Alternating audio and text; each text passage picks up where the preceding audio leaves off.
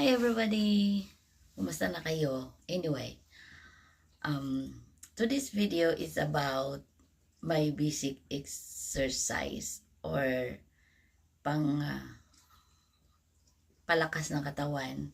Simple lang po ito. Naipakita ko sa inyo kung nandito ako sa bahay, wala akong ginagawa. Or lalo pag winter. Pag winter kasi, mostly nasa bahay lang. Hindi ako makapag-garden, hindi ako kung ano gagawing physical sa labas. So, ang ginagawa ko pag nandito sa winter ay konting exercise o basics lang ika nga. So, thank you for watching. I hope you like it. Hi guys! Ito isang sa ginagawa ko pag nandito ako sa bahay. Kahit kwarto lang, dito ako nag-i-exercise, lalo pag winter. So, ang ginagawa ko, mag-stretching muna ako. Pag ganito.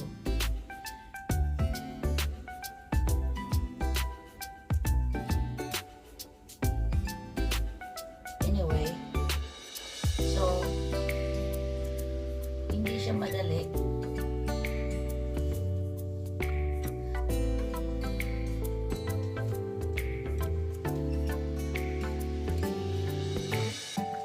Parang, ayan, diba? Depende sa i-bend ng gusto ginito. Dapat naka-straight ito. Ito naka-bend.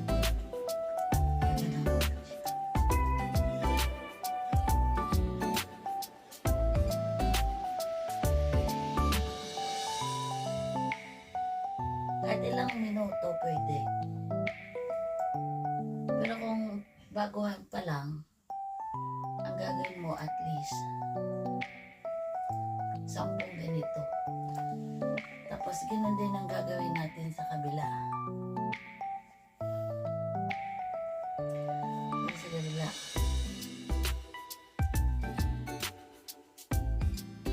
Diba? Tapos igaganon natin. Ito natin, hayaan natin siyang mag-straight lang siya, huwag natin i-bend. Tapos niyan straight pa ganito. Ayan yung akong aso ito sa kwarto. So ganyan ang ginagawa ko mga dear, kahit dito lang ako sa kwarto, lalo pag winter. And during summer, yun, naglakad-lakad ako, palibot-libot sa neighborhood.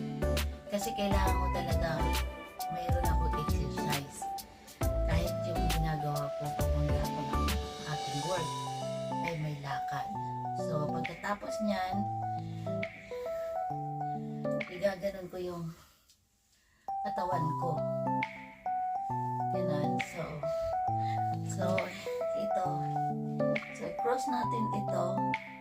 Tapos, igaganon.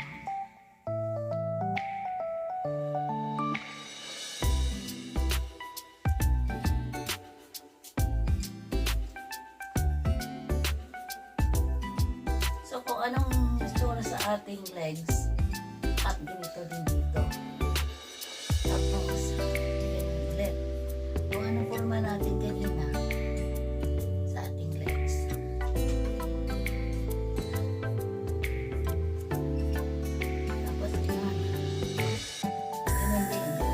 natin, ano yung forma kanina, ganun din. So ito yung mga behind the scene na ginagawa ko pag nandito ako sa bahay.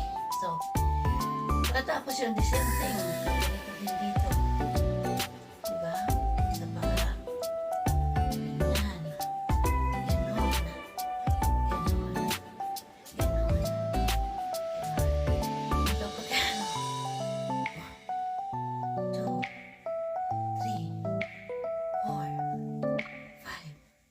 6, 7, 8, 7, 6, 5, 4, 3, 2, 1.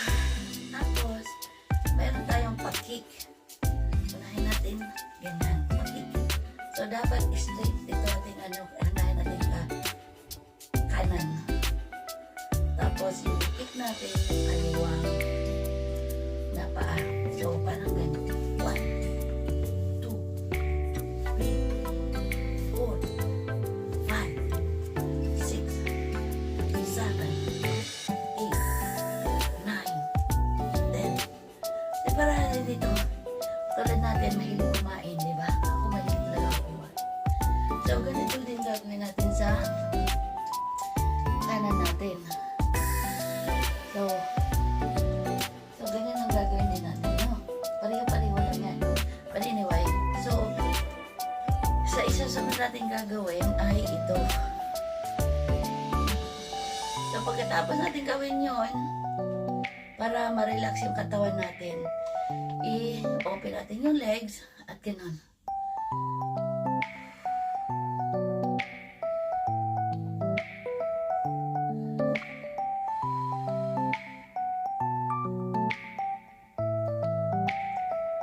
Kumbaga, exhale.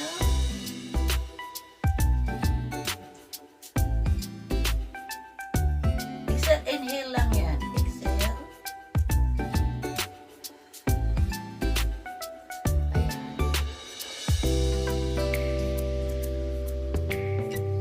Tapos, para relax yung ating paghinga, i-bend natin yung ating tuhod. Like this.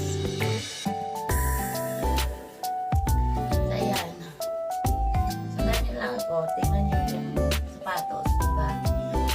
Ganyan.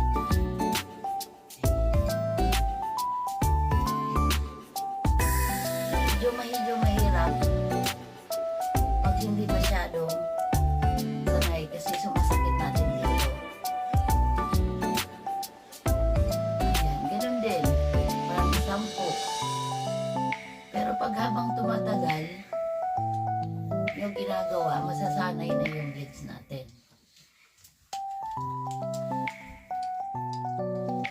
Ayun. Ganun lang kasimple yung ginagawa ko maganin. Yun isa sa mga behind the scene ko.